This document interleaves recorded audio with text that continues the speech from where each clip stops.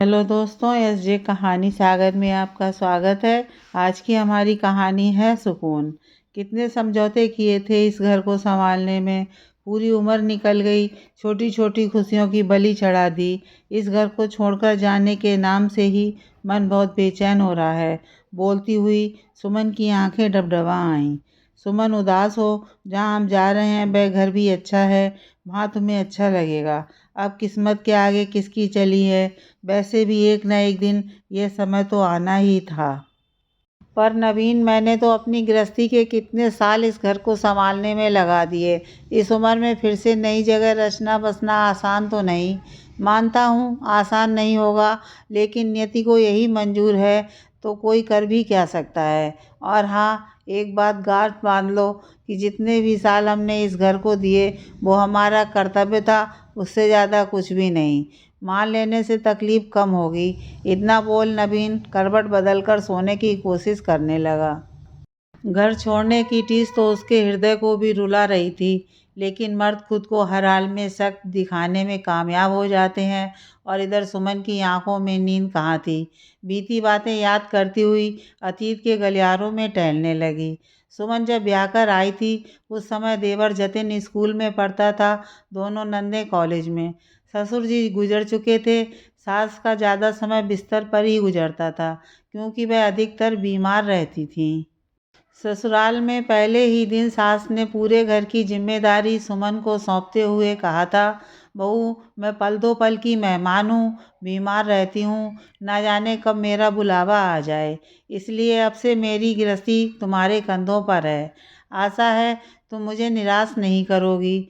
नई नवेली दुल्हन सुमन के हाथों की मेहंदी का रंग भी नहीं उतरा था कि सास के निर्देशानुसार दूसरे दिन से ही घर गृहस्थी संभालने में लग गई। सुमन के पति ने दिन रात हाड़ तोड़ मेहनत कर बारी बारी से बहनों को ब्याहकर ससुराल विदा किया। इतने में सुमन 2 बच्चों की माँ भी बनी। इसी बीच पढ़ाई समाप्त होते ही देवर की नौकरी लग गई। देवर की नौकरी लगने से सुमन के पति को थोड़ी बहुत बचत होने लगी, जो पहले ना के बराबर होती थी। 2 साल तक सब कुछ अच्छा चला, लेकिन जब देवर का ब्याह हुआ और देवरानी ने घर में प्रवेश किया, तभी से घर में कलेश होने लगे। घर के काम को लेकर तो कभी बच्चों को लेकर।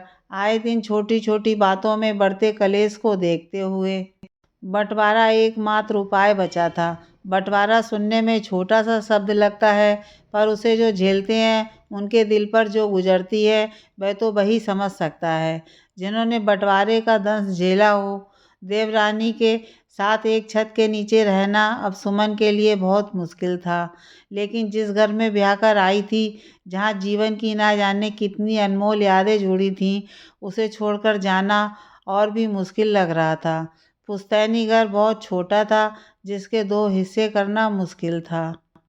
तय किया गया कि जिसके हिस्से में घर आएगा वह दूसरे को अपने हिस्से की ज़मीन का एक टुकड़ा देगा। बंटवारे में घर देवर के हिस्से में और नवीन के हिस्से में ज़मीन का टुकड़ा आया। जैसे कि पहले ही तय हुआ था, सुमन और उसके पति को परिवार समेत घर से बाहर निकलना पड़ेगा।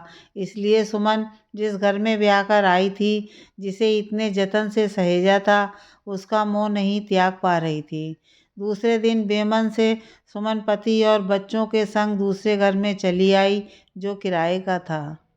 यहाँ सुमन का मन तो बिल्कुल भी नहीं लग रहा था, लेकिन एक बात की तसल्ली थी कि अब आए दिन घर के पारिवारिक झगड़े से छुटकारा मिल चुका था। मन को अपार शांति मिल रही थी।